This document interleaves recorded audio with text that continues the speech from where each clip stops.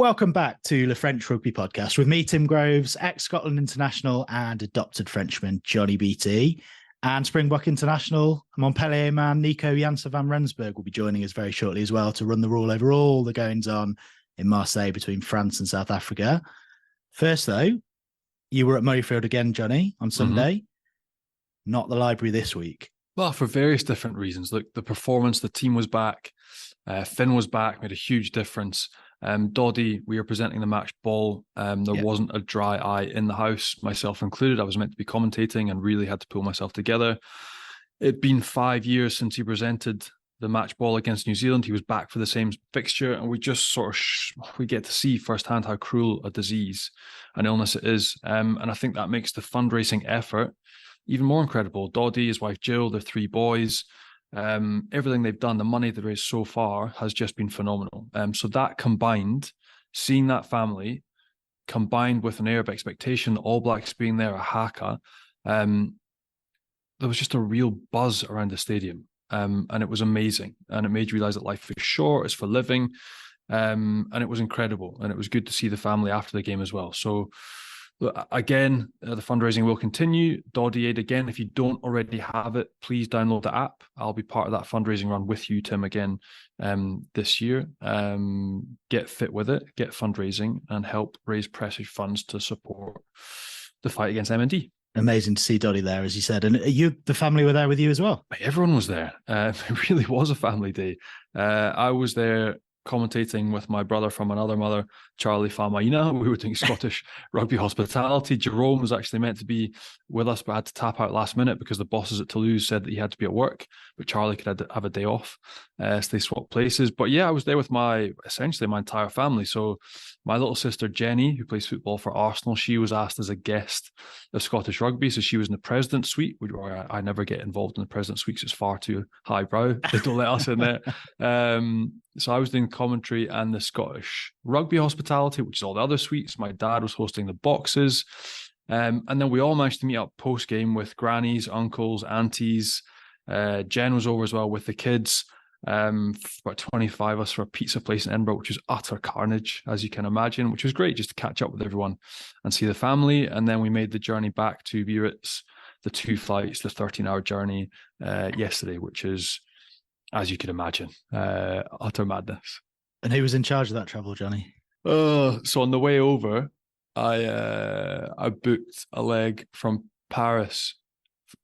I booked from Biarritz to Paris, essentially on the wrong day for my wife and kids. So we walked up at the airport and they were like, that's the wrong day, guys.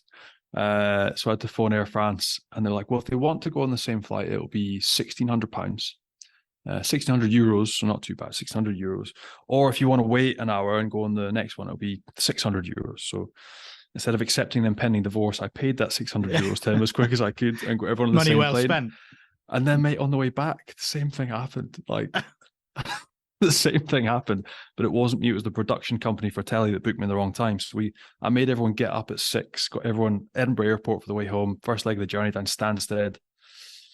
And the woman at the front desk looked at me and said, yeah, you're on the 9 o'clock, but everyone else is on the 11 o'clock. So why are they here? And my wife could have punched me straight in the face in front of the kids there and then. So again, another flight change was made. And we made it all back safely, still a family, still together. But wasn't the easiest few day travel. Let's turn our attention to Marseille now then, and France, South Africa, and get our guest on to offer a Springbok perspective. Montpellier in South Africa's Nico Janse van Rensburg joins us. How you doing? Oh, no, awesome, man. After the weekend, my heart is a little bit sore. I thought we were going to pull it through, but in the end, France were a little bit too strong for us. Oh, we all knew it was going to be physical, but it was absolutely ferocious, wasn't it? Yes. So I went to watch the game, and first impact, you could hear it from the side. Then the second impact, then the third impact. It was a physical 10 out of 10 match. Were you surprised? So I thought that the Red might have dipped it, but in terms of physicality, the Springboks went toe to toe with 14 with a huge part of the game for massive periods. Did that surprise you? Well, I get goosebumps just thinking about it. So I went to the game with a few friends, and at that moment when Peter Steff, I would call it, fell into Dante by accident. I thought it's going to be a long day, but the guys just everyone stepped up a little bit, and I thought they made us proud. If you look at the French team, the pack, they heavy pack, but the South African team, as always, we just like that physical part of the game. And talk us through the atmosphere, because you were there. I was there, but in the car park, slightly different. You were there enjoying it as a punter, but you could sort of feel the ground shake almost at times. Literally, I remember when Peno got penalised with that tackle, and Willems had to take that kick at goal. I've never heard a crowd go crazy like that before. Never in my life. I've played in top 14 finals. That was twice the volume, twice the ferocity, if you can say it like that. It was amazing. The ambience was amazing at the stadium. If that's a taste of how the World Cup's going to be, it's going to be amazing. And it's almost like, I don't know, looking around the Autumn Nations series, I think the French have got it right. So taking games to Paris, Marseille, Toulouse, they've sold them all out. And when you get there, like you see the appetite of French fans, everyone's there in their numbers, but the experience is another level, whether it's the lighting, the music, the people animating things. It's one massive party. It's like a concert. And the rugby then just fits into it. It seems like they've absolutely nailed it. It's been so much fun to watch as well. I was messaging Benji during the game as well, just talking about the atmosphere, and you guys being there. I mean, it must have been absolutely phenomenal. Yeah, as you said, the lights, the smoke, the atmosphere, they did get it right. As you walk in, there's just a buzz around it. So I think what helped is France being on the roll. They've been winning, so that brings in the support, that brings in the vibe, and then the French Federation, well, how they handle it, I think you got it spot on. They present a show even before and after the game. It's awesome. You mentioned Benji. He says hi, Johnny. He's too busy investing other people's millions to come on and talk to us this week. But he said hi from Vincent Clerc's after party as well, where I left him at about 6 a.m. But he said hi. You're living in different leagues, mate. You've left us behind to Vincent Clerc's after. As long as it's not McDonald's, it's McDonald's restaurants. That's his real business during the week. So the after party would have been good too. Did you make it out, Nico, after the game, or were you good? Were you home early? Well, early. I drove to Montpellier, so I got back. My third son was born 2.5 weeks ago, so awesome. I didn't want congratulations. To leave thanks. I didn't want to leave the missus too long alone, so I drove back directly after the match. Very good. The ultimate pro on and off the pitch, unlike me. You mentioned Peter Steph du Toit's red card. We've got to talk about it. Some people have said he was sort of shoved a little bit going in. There was the positioning of Dante, and we said it at the time, his first card in international rugby. He's not that kind of player, obviously. But you're a similar stature. You've been in those situations. Just give us some sort of insight into what he might have been thinking or doing at the time. I thought it was an accident, but head to head, the rule book clearly states it's a red card. So if I was the ref, I would have carded him, gave him a red card as well. But looking forward in the next test matches, I think they can maybe keep that in mind, that it was an accident. Hopefully for Peter Steph. I don't know how he could have done something different. Maybe fell on his stomach or something, but it's a difficult situation. He got pushed from behind. He fell into him. Dante was sitting in a ruck. You don't see that very often. And then I think he broke his cheek. So it's a uncomfortable situation. But the red card was the right choice. Luckily for us, the Pont also made a crucial mistake then, and I think that equaled it out a little bit. So red card, I think, was fair. Was it an accident? Yes, I still think it was an accident. Yeah, no arguments about either red card, but Wayne Barnes breaking a record, 101st test. He's taken some heat in South Africa since. So what did you make of it overall, Johnny? The other decisions, not just the red card. No, I think so the last few months, the South Africans, we are moaning and groaning and moaning and groaning. I think it's also we brought up like that. Like even in my house, my dad used to just scream at the ref, and yeah. So maybe it's just a little bit of our culture. We just want to win at all costs. If it's not the team performing, maybe it's just a outlet. Refs aren't perfect. I thought on the weekend he handled it quite well. The pressure from the crowd was you won't get any more pressure from a crowd than this weekend. So I thought he handled it well from a South African perspective, even though we lost. I'm not sure why they didn't show the last try of France. They didn't even put it up the big screen. When I had a look on it after the game, it looked like a try for me. It was just weird stuff like that happened. Then Rassie put on that clip where Ramos bumped off Colby in the neck. So yes, refs are going to make mistakes. I just don't understand why it's so frowned upon if the ref makes a mistake. Why aren't we allowed to discuss it? Like if a rugby player makes a mistake, like we discussed now, Peter Steff, head on head, red card, you were wrong. That's okay to discuss that. Or the Pond taking out Colby, that's okay to discuss. Why are we not allowed to discuss refs making mistakes? It's a real mixed bag, because I think when you see everything, all the outpouring from South Africa, it's almost as if they're being hard done by, like there's a real agenda against South Africa, which isn't the case. Like referees, like all of us, they want the best spectacle possible for games, for the fans, people coming to watch the games on television, and for the players. They want it to be the best and flow the best that it can be. That being said, they're human. Like they're human beings like us. Peter Steff makes a mistake, bangs ahead. That's not an intentional headbutt. If it was an intentional headbutt, he should be done for assault. Do you know what I mean? So it's a trip and a push, and it ends up looking really ugly. And by the letter of the law, yes, it's a red card. I think the difference is, and this is where I think it's stepping into the embarrassing a little bit, is that Rassie's won a World Cup. His legacy should be an absolute legend. You'll know him much better than we do. But instead of biting his tongue and going through the official channels, maybe he thinks that the official channels aren't enough anymore. So going back to the refereeing committees, the panels, and going through those ways of trying to correct or get your point across doesn't work, and he has to go down this route. But that's where I think for a lot of people it's becoming embarrassing.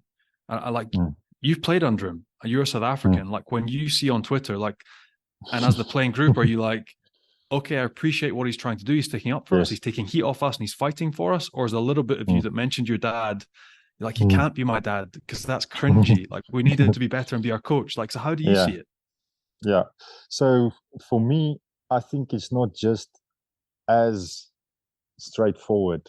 With the Lions series, was it last year, the year before, when he got his ban,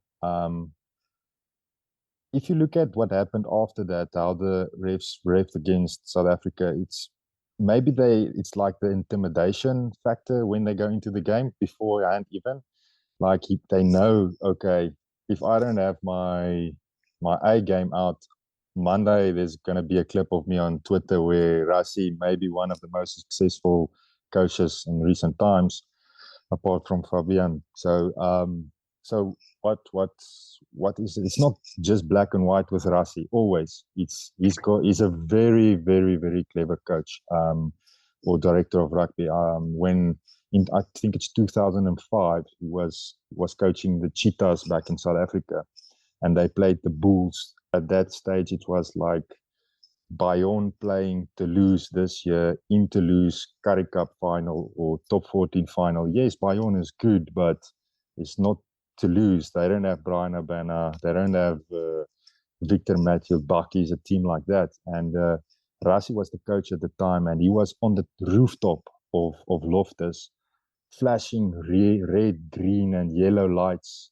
giving tactics through to his team. So with him, and they managed to win that game. They managed to win the Currie Cup final at Loftus against all odds. So he's a very clever guy. So maybe it's not just focusing on the ref now for this weekend. Maybe I don't know. I might be wrong. I might be reading too much into it, but how I've come to learn more from Rassie over the time, it's not just black and white with him. It's not 1, 2, 3. he's got a very particular mind, and he's very clever when it comes to rugby. Clearly, he's exceptional. He's won a World Cup. He's won things with the Cheetahs with a player pool that was way inferior to his opposition. The weird thing for me is now he's had a slap on the wrist. He's had a year ban from World Rugby. With him continuing, do you think they'll have to ban him again? This is the crazy scenario we're in now. You look at Cristiano Ronaldo about to be sacked by Manchester United for speaking out. Rassie, again, has had the slap on the wrist. He's had a year ban. Do you think they'll have to go a step further and do something else to get him to shut up? Or what will they need to do?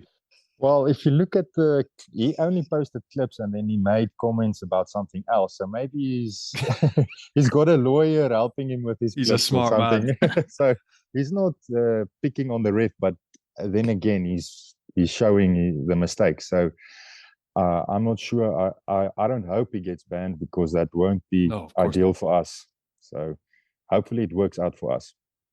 Aside from the social media clips of refereeing, give us an insight into what Rassie's like as a man and as a coach, because we saw during his ban the other videos he put on social media of him dancing, drinking, all sorts of stuff. That is obviously very separate from when he comes across as very intense in a coaching scenario. So what's he like? What's the kind of balance you get with him? So I only played a few months under him, but the few months I spent with him, he really loves the players. He's very passionate, and when you do a mistake, or let's say you knock the ball on, he won't.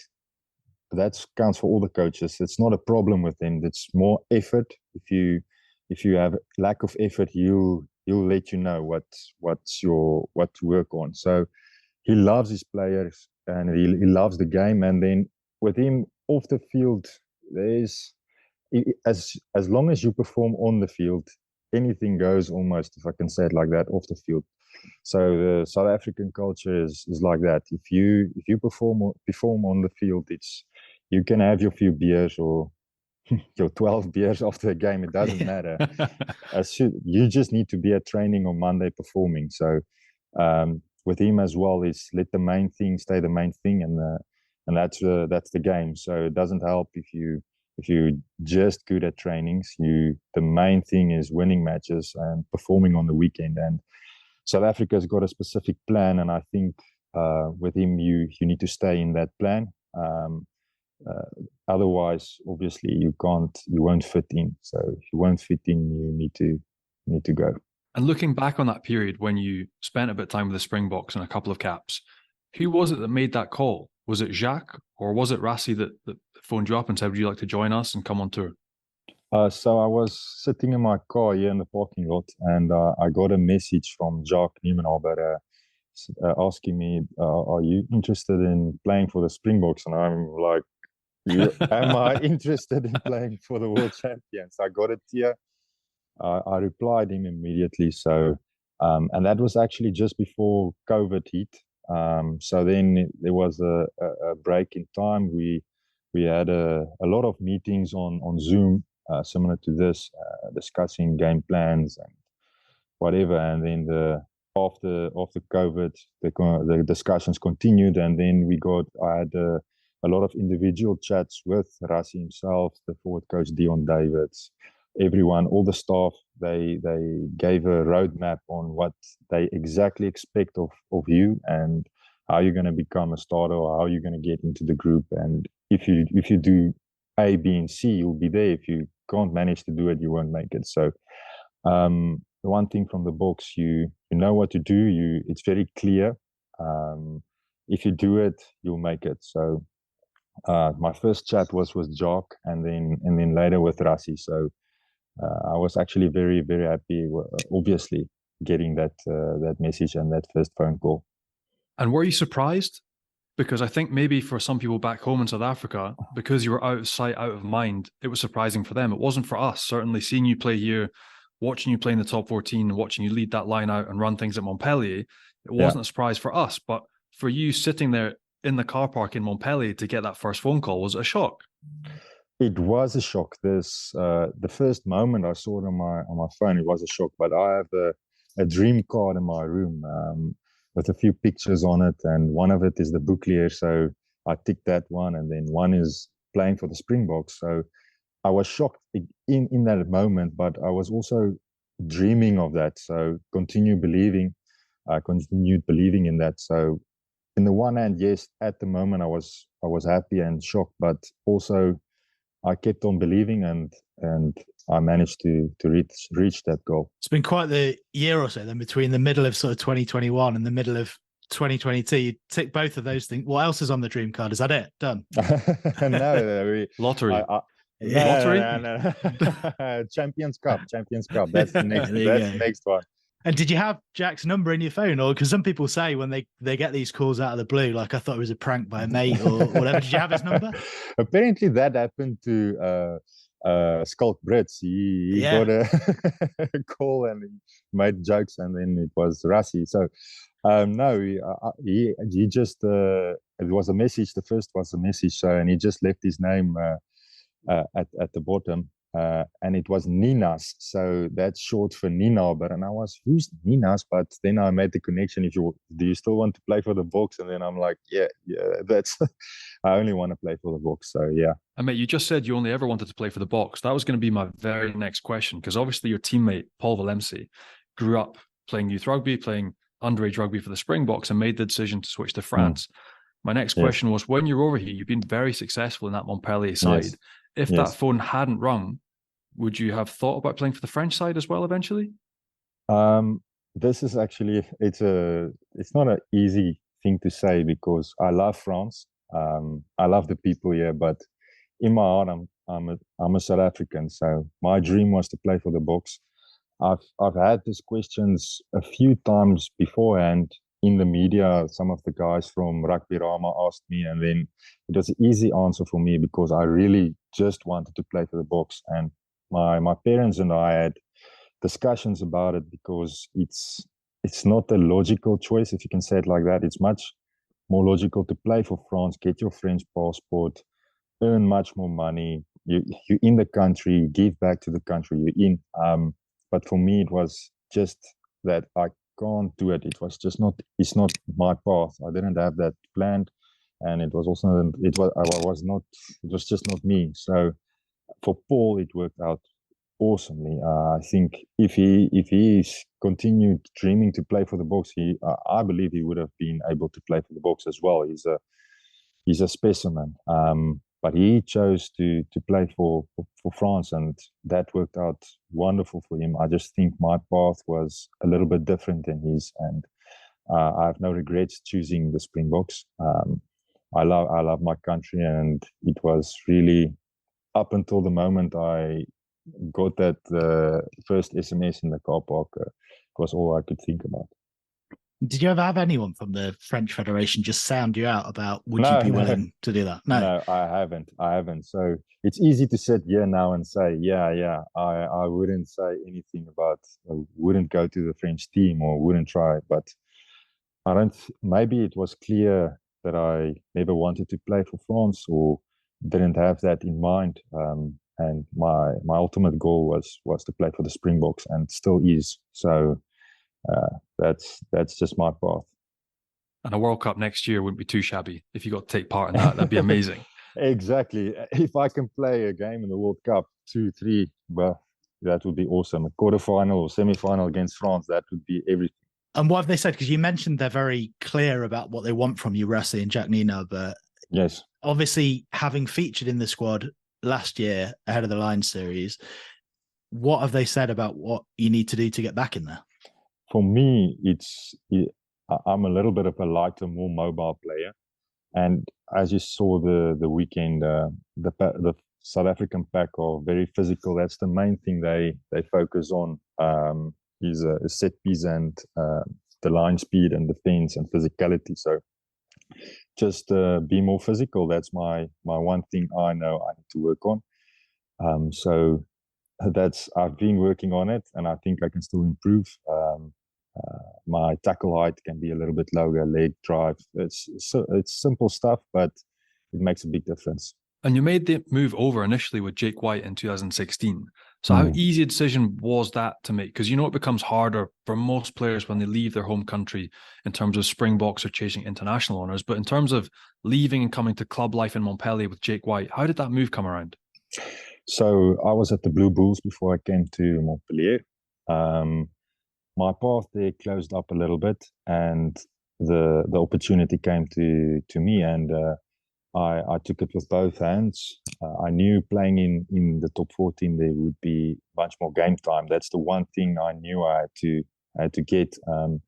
One of my mentors when I was still back at the Bulls were Victor Matfield, and I spoke to him about it before I came actually to Montpellier, and he told himself to me whatever told me that I need to get game time. That's the main thing.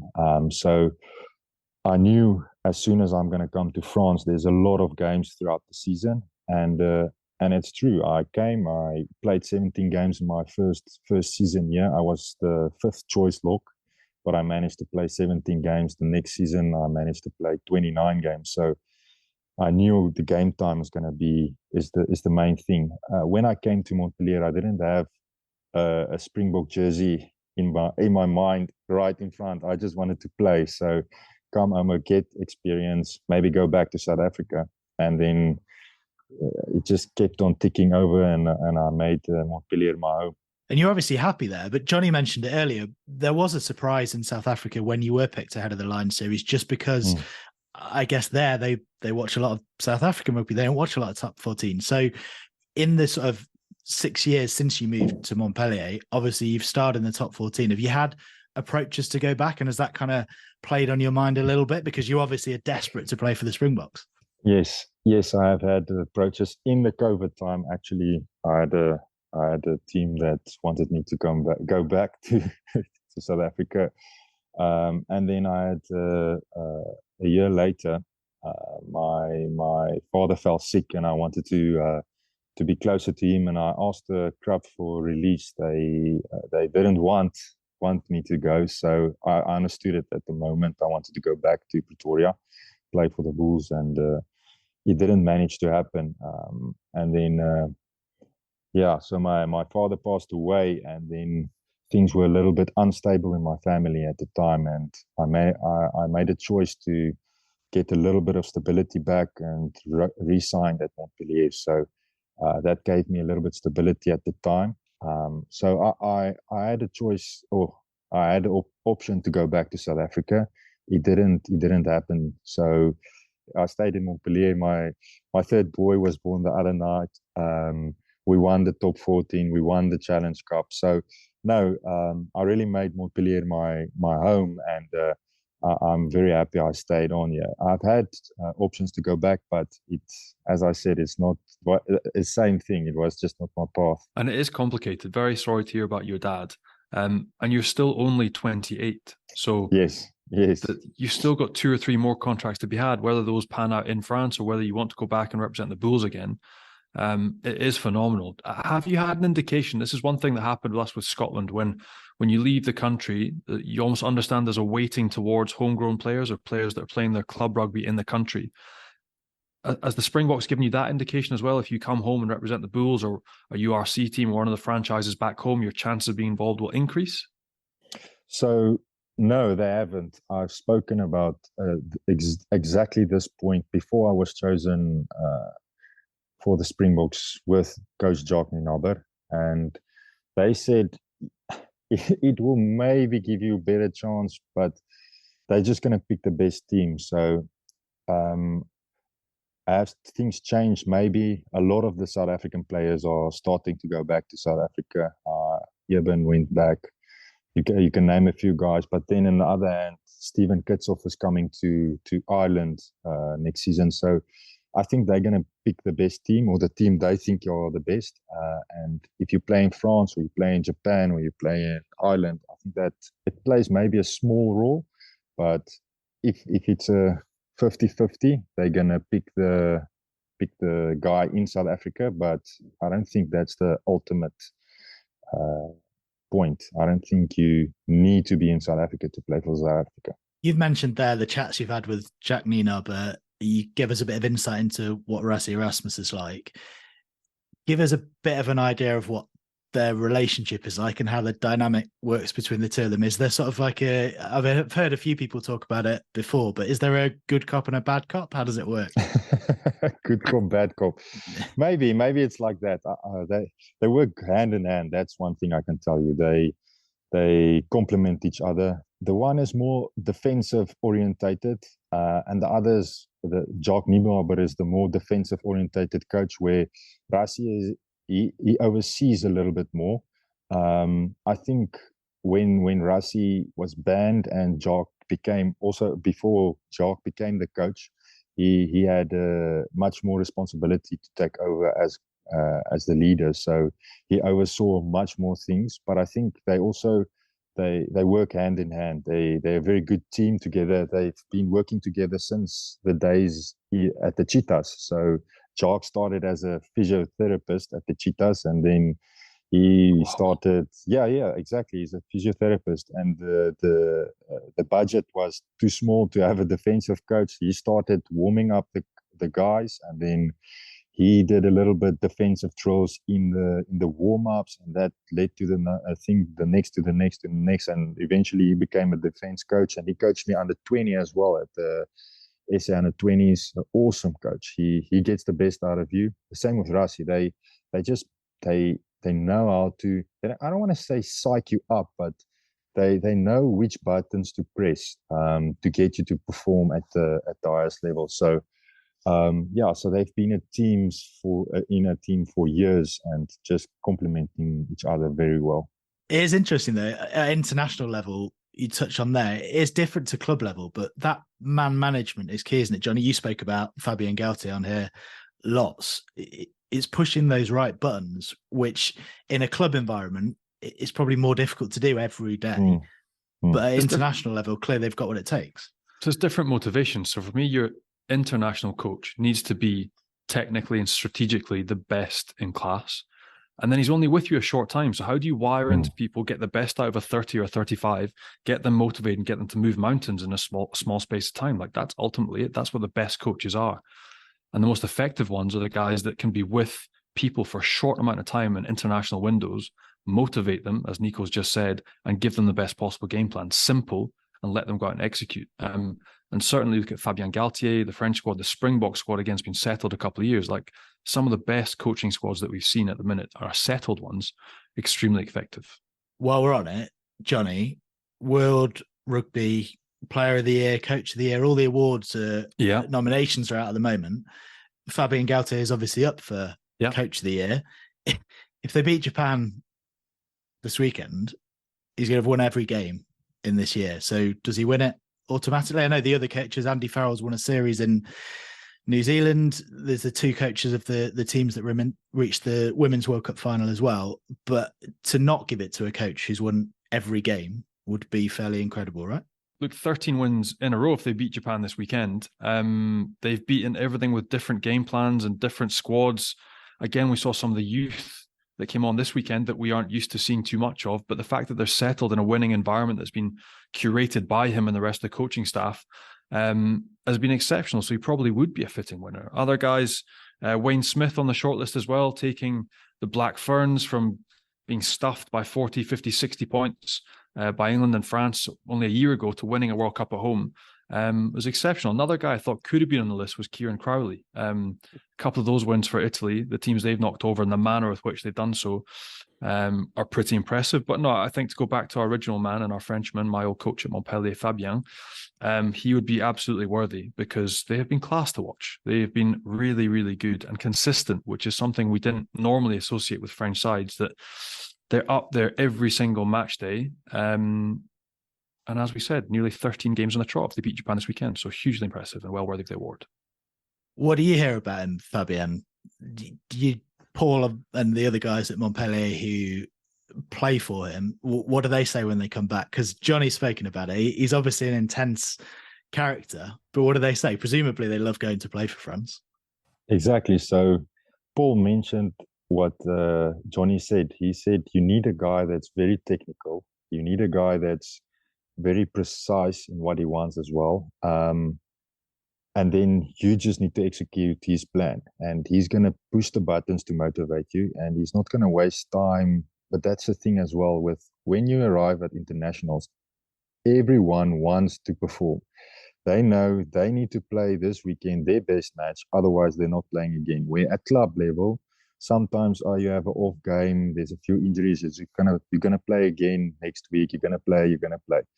Where with so some coaches, like I've heard, I don't know, Johnny, you should say, Fabian was maybe too much for a club team. It's maybe too difficult to have a guy with that high expectations, or I don't know, you should say. But apparently he was a little bit too tough on the guys. I think the weird thing to chip in with another point that you just made is that when you go to international camp, it's the best of the best. So I think there's some coaches as well that aren't suited to dealing with your average to low level player. That's probably the truth of it. And I think a lot of things happen because you're dealing with average players. When he goes to deal with the cream of the crop and he has the best of the best to work with, things just click, and he just basically paints a picture, you execute, and then everything works. That's how we described it with Fabian. Was he could give you, like, when you're a kid and you get painting by numbers and you put a red in here and a blue here and everything comes together and looks nice at the end. That's what he does. He articulates, whether that's by walking you through it on the field, drawing it up on a whiteboard, or explaining verbally. However you learn or absorb, he is capable of explaining to you and giving you exactly what you need to do to execute on the pitch. And that's what he does with the highest level players. He got the best rugby out of me that I ever played because he made it easy. And I think what he found difficult, when people couldn't execute or couldn't do what he was trying to explain, he'd get frustrated with them. But what you see with the French side now is the most talented athletes in France operating extremely high level, training in an intense environment, and absolutely killing it at the weekend because they've got a good coaching team around them. And that's what they've been missing for a long, long time. And he absolutely is the answer. He was, for me, he's the best coach that I had a chance to work with by distance. He made it really, really easy. And that's what you see with this French side now. It's awesome to see. So that's Fabian Coach of the Year. While we're on it, World Player of the Year. So you've got Lekan, Johnny Sexton, Josh van der Fleer, Antoine Dupont.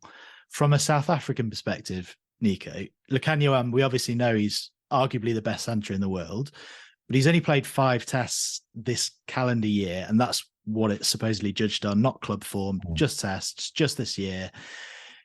Is it a surprise that a man you mentioned earlier on, Eben Etzebeth, is not nominated?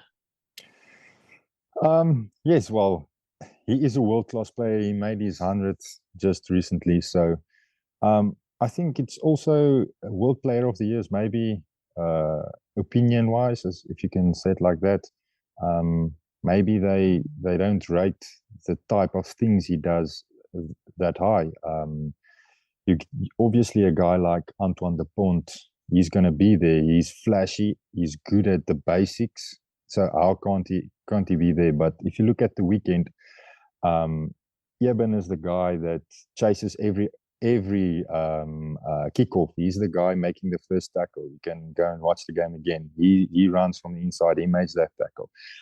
After a maul, he's the first guy around the corner. He's got an engine. He's big. He's strong. He just keeps on going. He's a leader in the team.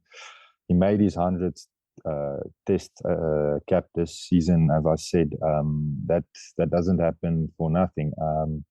Surprised that he's not there. Yes, maybe I'm a little bit surprised.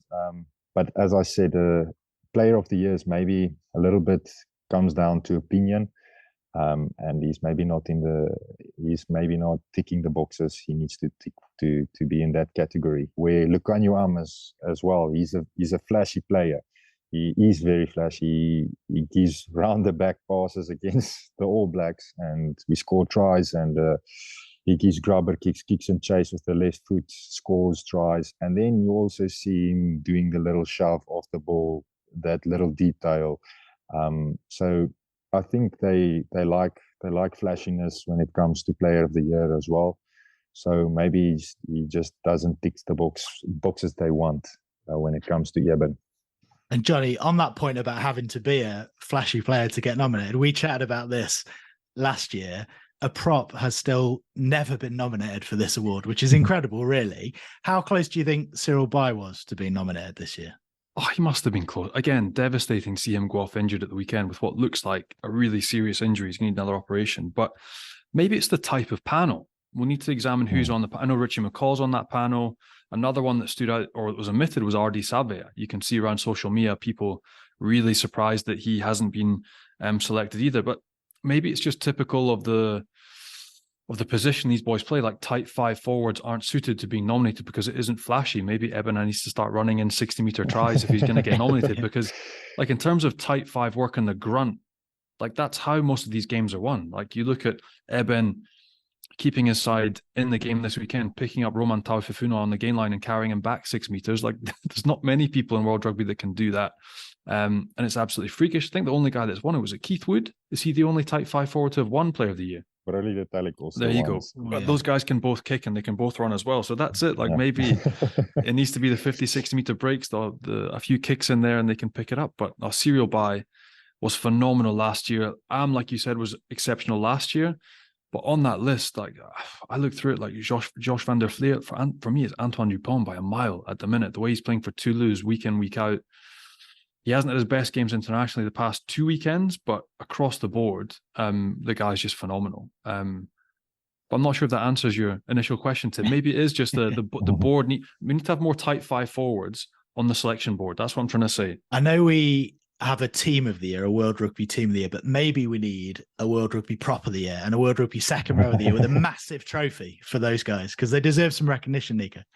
Yes, I agree. That would be awesome, man. The thing with a guy like Frans Malherbe as well. Yeah. A beast. Yes.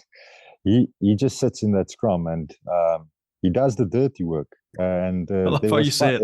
I love how you say it. He just sits in there. He just sits in there and doesn't move. He just sits. That's why he's not winning the award. If he's just sitting. You can't move him. But he hasn't won a man of the match for the Springboks. But if you don't have a scrum that's solid, you don't have a maul you can't win. Look what happened on the weekend. The last try wasn't off a maul, but that created space behind the line out because the French mauled South Africa in the previous lineouts. They put them under pressure in the maul. They went forward, and that created a little bit of a deception or a vacuum behind the line out. They got right up to the try line, and then they scored from a pick and go to a half a meter pick and go. It's sometimes you're going to win a game like that, and you need that in the game. And maybe we need the players be more let the guys get more recognition for the dirty work. I bet he'd have won plenty of man of the match awards if it was voted by his teammates, right? Yes, exactly. And we have a thing at the Springboks where they do that. That's actually quite special. And so it's special. So maybe you should have a little bit more focus on the tight 5. I wanted to ask you quickly about that call last minute for France to go off the top. We didn't really talk too much about the game, but how ballsy was that? Because if I was the lineout leader or decision maker for France, I would have mauled 100%. Exactly. But the fact that they went to that and completely caught them by surprise, would you have gone to that or no chance? With my South African hat on, no, I wouldn't have gone to that. Me either. The more was going forward, winning penalty. We just lost a yellow card or so before that. So the Boks were under pressure, but exactly, it was the perfect call. The French scored of it, so it was the perfect. If they didn't score, you can say, well, they should have mauled, but it was exactly the right thing at the right time to do that. But personally, I would have gone for the maul as well. That's why we're not Player of the Year, mate. It's exactly decisions like that. It's never going to be us. Exactly. And was it a double movement for Falatea's try or not? I've had a look at that clip.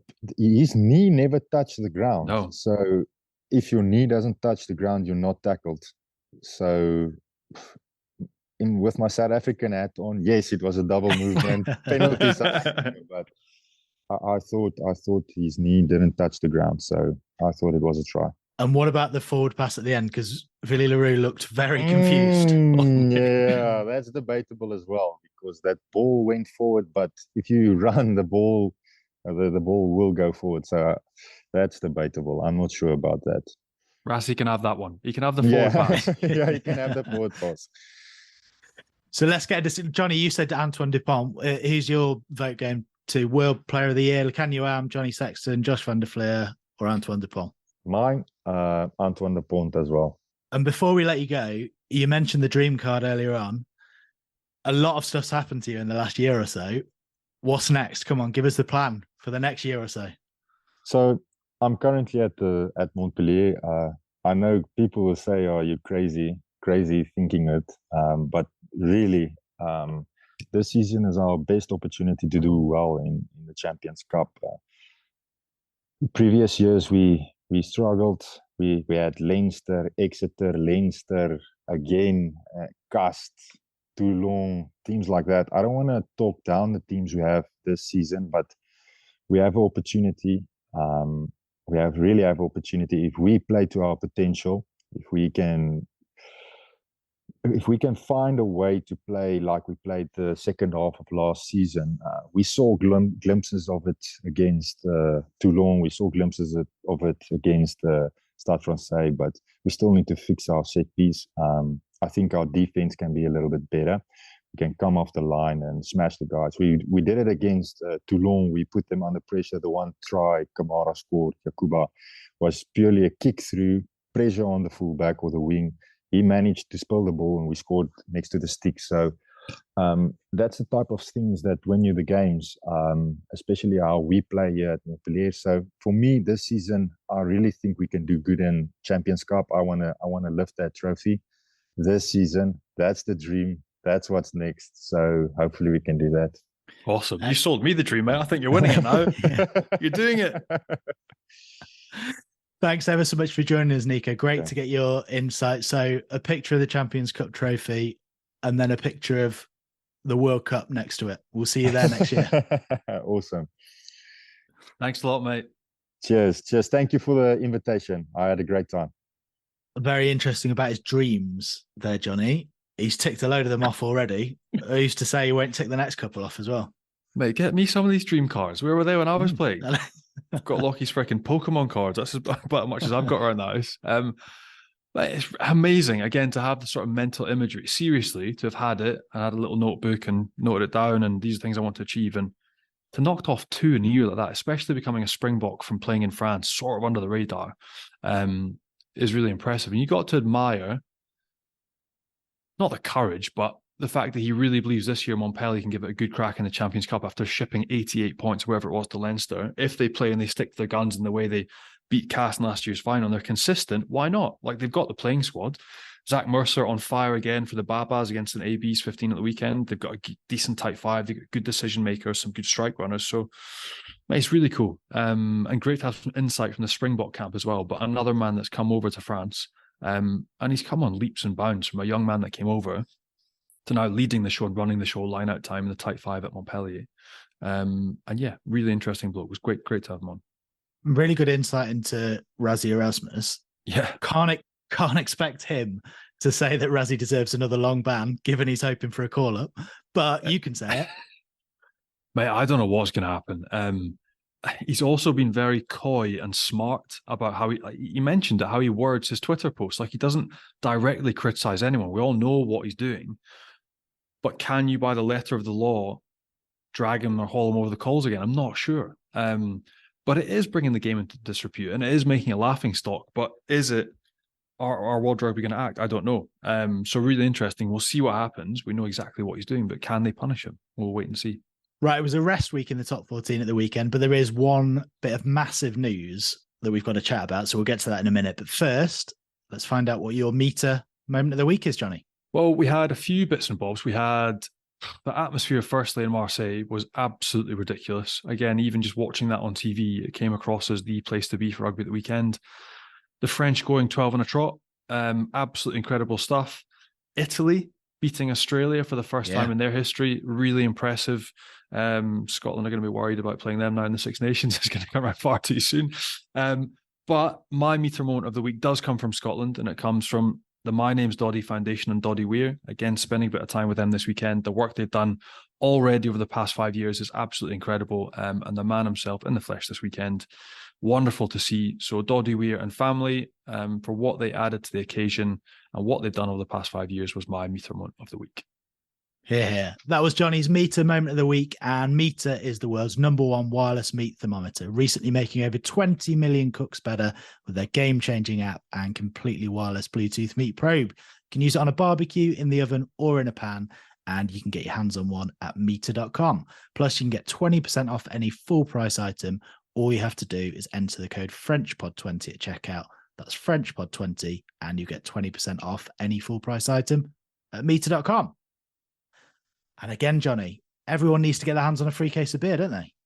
They do, mate. The good men at Beer 52, the good men and women at Beer 52 who hosted us last weekend after the Scotland-Fiji game. We didn't really talk about this, but their office was absolutely ridiculous. We went into like a tasting room, which was just a room for drinking beer. So essentially a high-end pub in the middle of Edinburgh city centre with a sauna in the basement, a gym in the basement. It was absolutely ridiculous. Apparently some rich man from the Faroe Islands owned it before and they've taken it over. So yes, beers from them. If you can get there and have them in person, even better. But joining their beer club is class because it was a class night and they're good people. So sign up.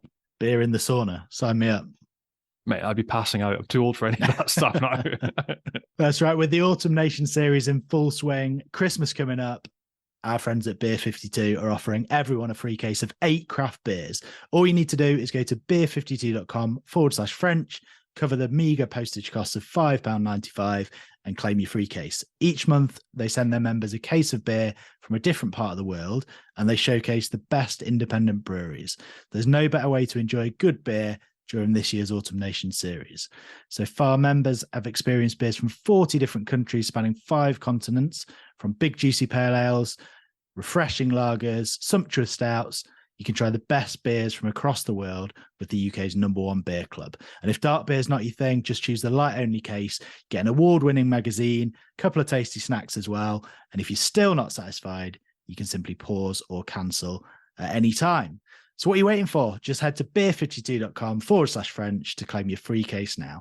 That's beer, then the numbers 52.com/French, and a case of beer will be on its way to your door. Meter, beer, pants. We haven't covered Jerome's pants. Yeah. Jerome's pants. So Jerome actually messaged during the week to say, thank you very much for all the orders that have come in so far. He said a few of you have put in the wrong code on checkout, so it hasn't gone through. Okay, so if you're looking now. I'll give it to you now. Don't worry about it. I'm giving it to you now. You were waiting for your freebies. Mine is still not here. Come on, Jerome. But you've got holes in yours. That's what you've got. All the chafage. Me too.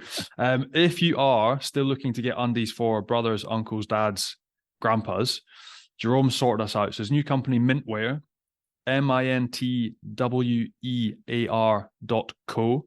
If you stick in the code FRP Mintwear, which needs to be added to the side cart discount box just before checking out, you get 20% off your undies, and that's your Christmas shopping sorted.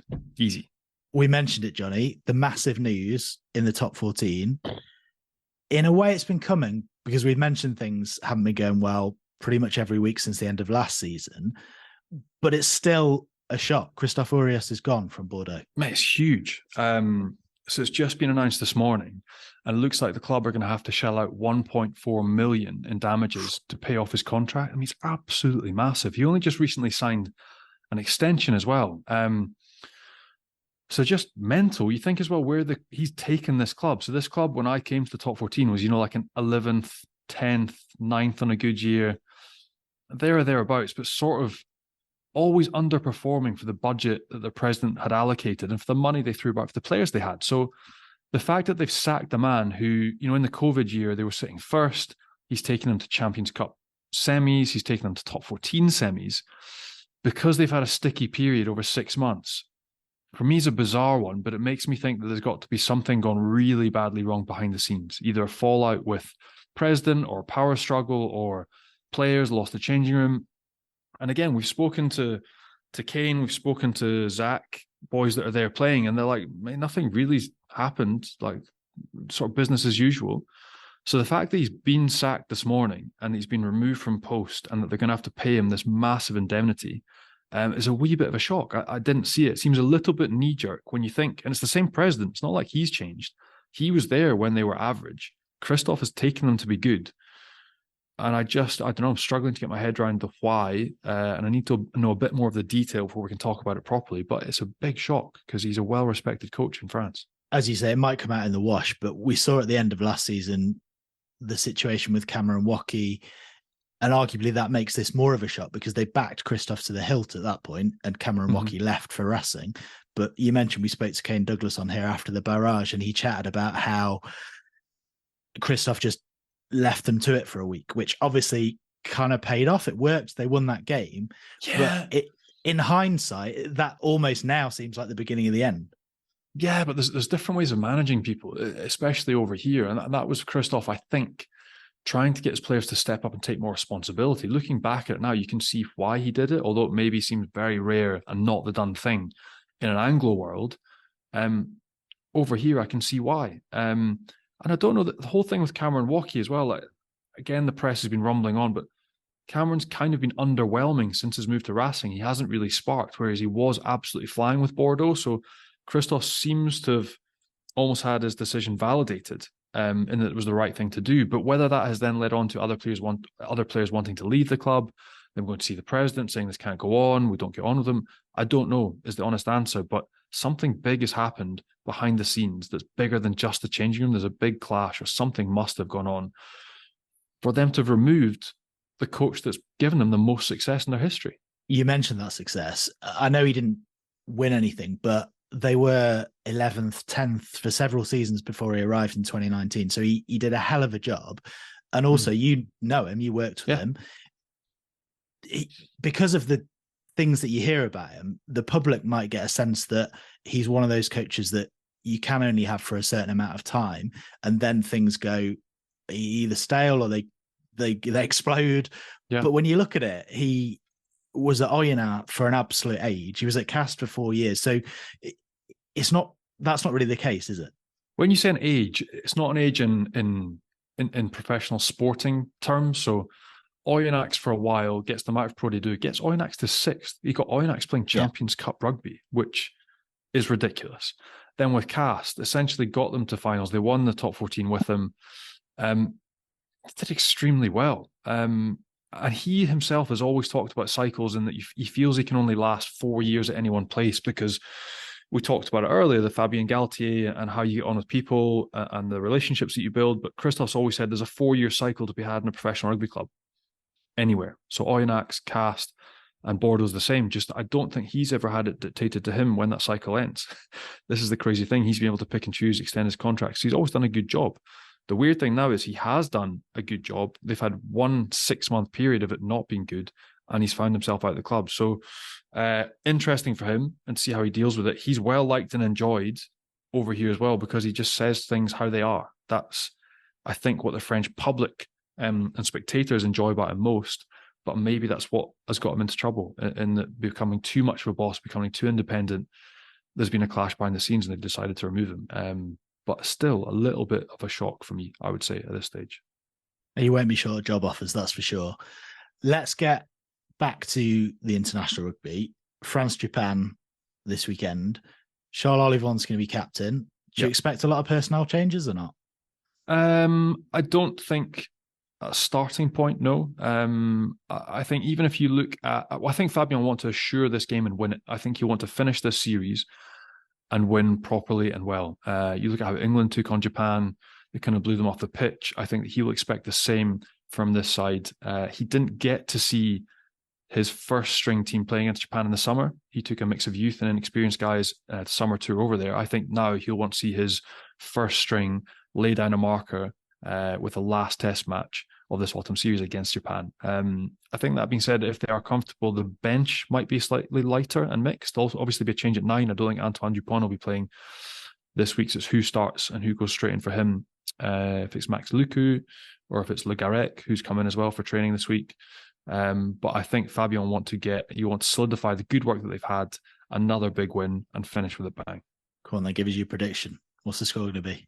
I don't want to say comfortable, because Japan, mate, are a very, very good rugby side. I've loved watching them play under Jamie Joseph. But I think going to Toulouse, again, we mentioned the environment, the atmosphere, what's created in the grounds now. The FFR will take that over and put on a real show in Toulouse.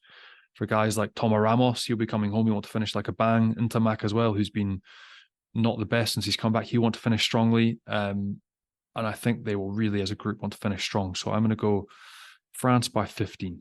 Thanks, Johnny. A big thanks to Nico Janse van Rensburg for joining us as well. And thanks to all you guys for listening. Make sure you hit subscribe, leave us a nice review if you can. Check us out on Rugby Pass and on YouTube.